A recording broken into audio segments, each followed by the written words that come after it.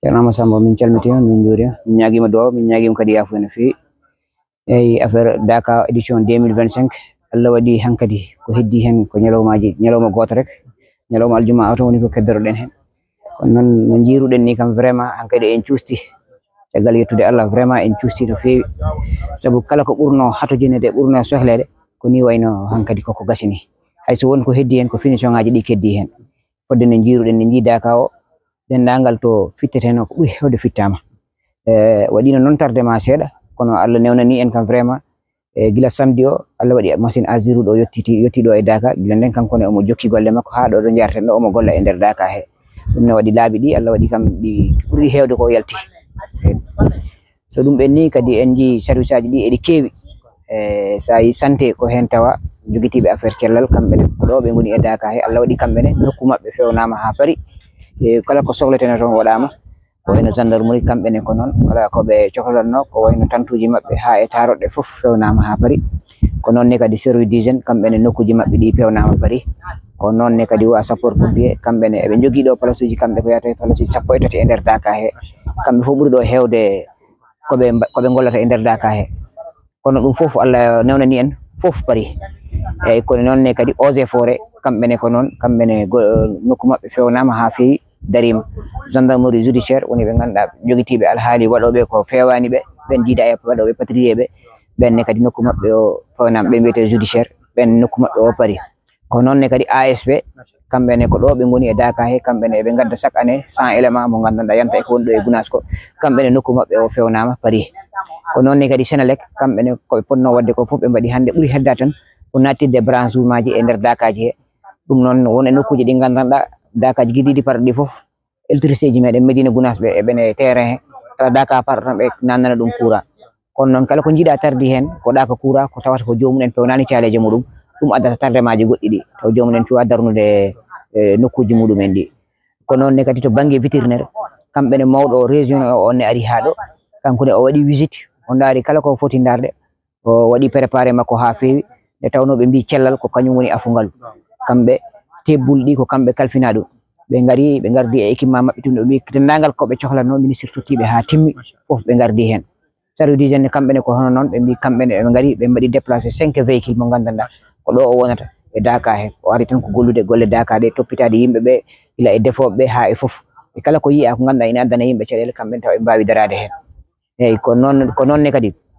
banggue sonorisation en jii kamɓene ɓe garino guila ɗe balɗe ɓe monti poluji ɗi hande technicien o ari guila hanki o monɗo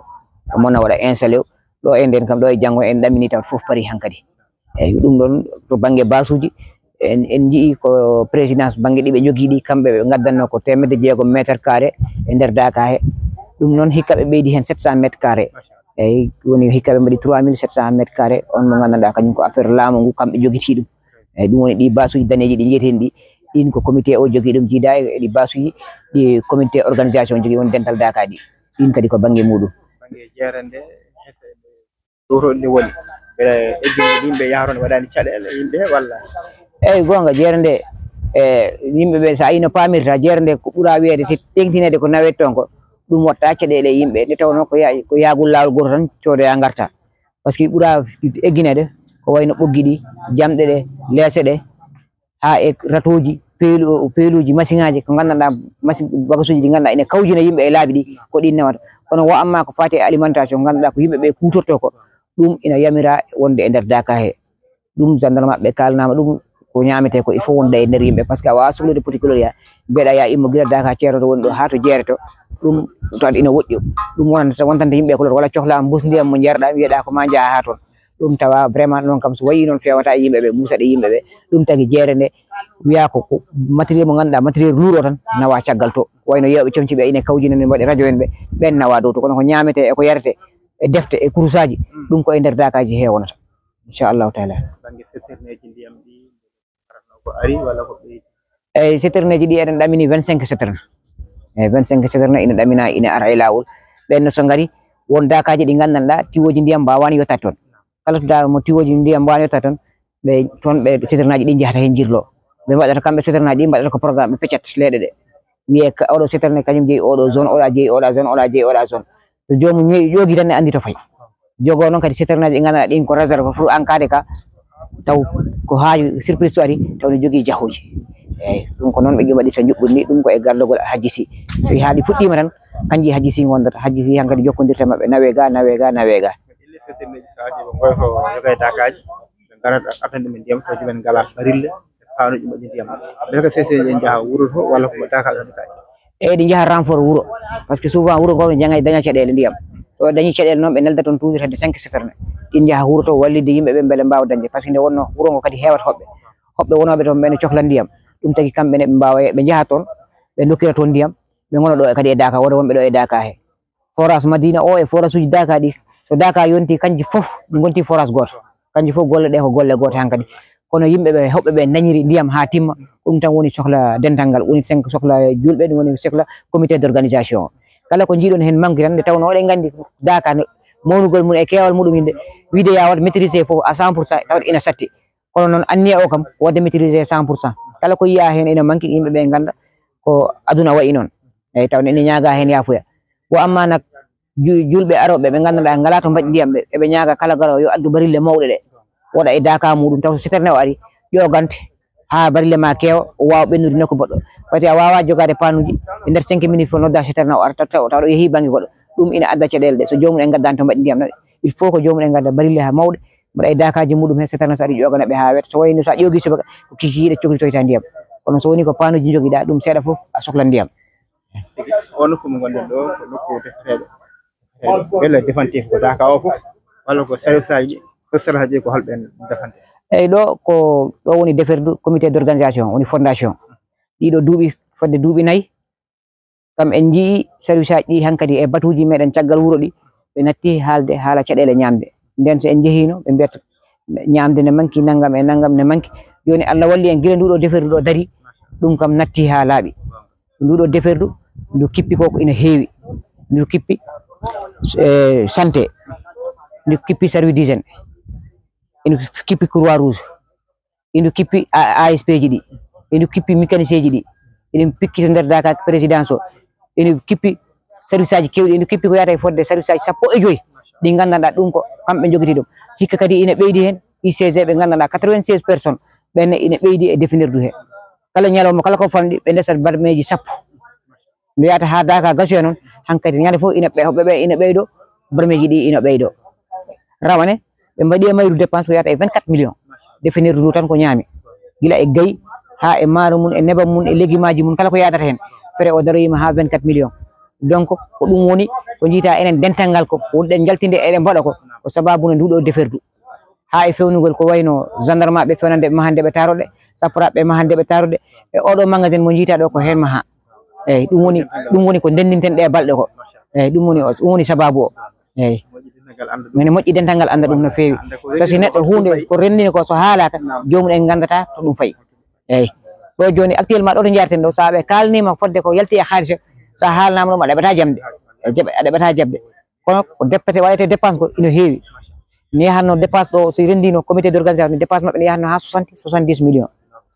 so haalaka no walla yiyani walla wonane terrain adesta wawde famde ko yahata kono kam do kala ko ari no jogi place wade hikka yi e wadede nde fof no wodi ko ganda horama tuusa jetan engagement parce que min gandi mbawta gasnude donc ha hande yimbe be julbe be ina nodda e wattude hakkile mabbe e Daka o ganden Daka o ko Daka meden Daka o ko faaro meden Daka o ko ngedu meden no wodi yidbe hebde dum do kono Allah rokkani be ko enen Allah rokki nananten ceerno men Ceerno Aljuma Seydou o haalira ni wonde Madina Gunas waliyabe kewbe jiino bowal ko won don ngari nyaagi kon taw wona en kajum en jeyi Allah wadi dum non ko ngedu meden Ceerno Aljuma Seydou ko kanko woni mo meden enen ko enen goni be Ceerno Aljuma Seydou donc dum ko ngedu meden yimbe be no battata hen hakkille sa ƴeewi joni to Daka do bange nyaamo law gardugol mir gondo do gilay tan Ceerno Aljuma Seydou radiyallahu ta'ala an ko kanko jagguno bowal to jaggungal o mo dari o dardi do ne Ceerno Amar Barlo ne wadano kaaje tati to be ndano ne o jaggata galle o de gilanden Allah newni gilanden ko anniya makko kono ko hikka Allah newni yo fudde on sancene nan don wadama non collecteur ha pari wadama suudu gardien du ha pari kono non ina heddi ha heewi heddi ha heewi so batimaji ɗi daraki par ce que toon joni so maha pari ina ustana yimɓe tampere e Dakar woni certains service aji so ngari tan ina mbawi waɗede toon placé par ce que ɓayde ina maha ha feewi eyyi inchallah namdal takkirengal en ji Dakar o alhamdulillah min woni leɗɗe nan gawa e nder Dakar o te kan leɗɗe jahana moƴƴi beele e leɗɗe kam cikkuɗa janggo e ko mawni e ballita bande ɓuuɓri e ko ɗum eyyi ɗen leɗɗe ko ɗum woni onno anniya o sen ƴeewi da to jama ɗo leɗɗe ɗe fof ko ɗe tutaɗe wona hen ɗe gonno wonno anniya o Dakar o fof wona verte kanko fof waɗa ɓuuɓri par ce que nguleyki wonki gaki ɓuuɓri leɗɗe ɗe ina ɓeyda cellal yimɓe ɓe eyyi woni anniya o noon ɗum ɗon noon e jetta Allah e nala ɗum e jetta magic forage kamɓe mo tuti ɗo ɗe leɗɗe ɓe mbaɗi kadi renoɓe leɗɗe ɗe sen ji leɗɗe ɗe noon darri hikka ni leɗɗe meɗen kewɗe en gawi en gawti kono ɗeɗo daruri ni meeɗa darrade noon eyyi ɗeɗo ɓe mbaɗi ɗum ha pari ɓe jiiɗi wadde kadi accompagné rende ɗe ha kono panda duuɓi 5 taw eɓe mbaɗa ɗe accompagné beele eɗe mbawa anniya mabɓe kadi noon ko ɓeydude inchallahu taala eɓe jogui ɓe gandanɗa koɓe ƴettuɓe ɓe fodde sukaɓe nayo nanɗo ɓen so pini ko rosgol leɗɗe ɗe ɓe jogui kadi goɗɗo mo ganduɗa o woni superviseur ñande fof yontere fof o ara ɗo ƴeewa leɗɗe ɗe est ce que eɗe guuri walla wonko woni hen o filme o waɗa vidéo o neldaɓe eyyi kamɓene kam en jetta Allah eɗen jettaɓe eɗen ñaagui projet o nde o continta kamɓene kadi nde Allah ɓeydantaɓe golle to mabɓe to ha ɓe mbawa continde golle neɓɓe ɗe ɓe ƴettu tiwoji ɓe coodi tiwoji mabɓe ɓe mbaɗi installé presque Dakar kala to leggal ngal rewi ɓe lelni hen tiwo eyyi ɓe lelni hen tiwo ɗum tan ko kalis kewɗo ɗum ɓe ƴetti forage o to ɓe ƴetti ɗum en charge woni kamɓe waɗata hen gasoil mabɓe ina ƴooga ɓe dosira leɗɗe ɗe ɓe joɓa gasoil o ɓe joɓa roskoɓe ɓe eyyi a weltanama no feewi kono kadi en ji en wiye kawtal golle ha helpama liggoɓe ɓene ko pelle ƴettu wuuro ngo enen kadi wonko ɓe dartini Dakar o e dental ngal o gartata hen eyyi vraiment sowona yettude Allah yettaɓe ngati enen madinnaɓe en ngala ko wona e ko'e meɗen ko eɗen ndendi ko'e meɗen si en jii hande ɓesgu Madina Gounass ina darani wallude ceerno ala ko mbawɗen haalde sowona yettude Allah jetten ɓe en jii wayno hellifaɓe gila nde ɓe puɗɗino arde eɓe carwa ndiyam aduna o foof yii gartam muɗum ɗum noon eɗen jettaɓe eɗen jaraɓe kadi eɓe gandinaɓe en jii darde mabɓe to ɓe kettani julɓe ɓe ɗo eɗen ñaganiɓe Allah kamɓe nde Allah ɓeydantaɓe kawral ɓeydanaɓe yajene ɓeydanaɓe wallude julɓe ɓe kawtal golle no ɗum koko huptidini kawtal golle ko wonɓe e Madina eɓe ngala Madina foof jeeyaɗo ɗo emo jeeyaka foof kawtal dendagal neɗɗo jowitiɗo e dentale ko e nder kawtal golle nde tawaɗa kawtal golle en jii golle ɗe ina laaɓi kala to wiya ceerno joofi en jii kawtal golle arat golle ha feewa ɗum noon eɗen mbasiyo julɓe ɓe mo alano hen ene ñagora saabu Allah e nelaɗo mum yo ar natta e kawtal golle ala ko wawi kasnande en haajuji ala ko wawi kumtande men haajuji men so wona dañen hono pelle baɗe no kawtal golle ni taw ko dariɗe jamma e ñalawma kala ko dental ngal sohli taw eɓe daari hen eyyi en jii kadi fedde nan toon fedde hesere e mbiya jungo e fandu e kamɓene koɓe fokkiɗɓe kamɓene eɗen jii golle mabɓe eɗen belti e mabɓe eɗen keftiniɓe kamɓene eɗen ñaganiɓe Allah nde Allah ɓeydantaɓe ko wayno galle mama ha musfala eyyi kamɓe foof goto fof ina dari darde mum ina haɓɓi ha tiiɗi gam ligganade ceerno Alaji Mamadou Seydou te ceerno ko joom wune kala nde gollanɗamo a yiyat wune o alhamdulillahi rabbil alamin kadi eɗen calmina dendagal bandiraɓe yeewoyoɓe ɓe heɗoytoɓe fof eɗen calmina ɗumen ɗum ko yettere Allah alhamdulillahi kadi hikka Allah ɓuri newnude kadi newuya ɓurɗo newade e newuyaji ɗi ganduɗa kadi ene ɓuuri newade e duuɓi no wayanno ni hikka kadi to banggue lumiére o ɓeydama lampaji ɗi poto foof e lampa muɗum ha yetti e nder dakaji he foof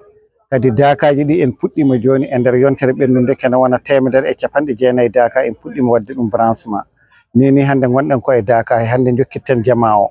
gonɗen koye nder jama hande jokkitten ɗum sen gayni kirnuɗen e service aji ɗi ɗum ko yettere Allah alhamdulillah kadi sukaɓe électricien ji Madina eɓe gona madinaɓe e nder Sénégal foof jokkiɓe e dental daka yiɗɓe jokkade hen fof gari mbaɗi hen juuɗe mumen kene wona 50 neɗɗo kamɓe fof ɓe ndendi o ɓen ɗo mbaɗi hen juuɗe mumen aɓe ndendi golle ɗe aɓe liggoto golle ɗe e dow almudagal e dow yarlitare kadi dendagal kadi kankayeruji e yarlitiɓe golle ɗe foof ene mbaɗi hen juuɗe men ene mbaɗi hen ballal mumen tawi hunde wota manquerɓe ɗum ko yettere Allah alhamdulillahi rabbil alamin e to banggue courant o mbiɗa ni dakaji ɗi ene telne courant kono kadi ɗum palsiɓe ene telene courant bel dakaji e joom palsu yeeyoɓe ko goto walla wona goto ala palasuji ɗi ko commercial jogui ɗumen nde wonno dakaji ɗi jobdi ala e daka yoɓetaki kadi matériel fof ko Sénélec waɗata addanma ɗum tottuma lampa tottuma courant saɗa jogui prisma sa soodi montant ma mbawa hutorade kurane jiɗirɗa ni. Commercial noon ari ko yeyde jogui ko équipe commercial spécial ɓe jeyata hen taƴanaɗa ticket joɓa mbaɗanaɗa lampama e prisma ɓayde ko commercial ɗum jiida e équipe kadi momin jogui o ɗum ko équipe mo Senelec umminani hoore mum yomnanto hoore muɗum kono ko hedditi ko fati e Dakar hay soko métaire goto Dakar kurluɗa a hokkete courant maɗa gona e hutorade ala jobdi. Eɗen gandi Dakar kala hitande koko ɓeydoto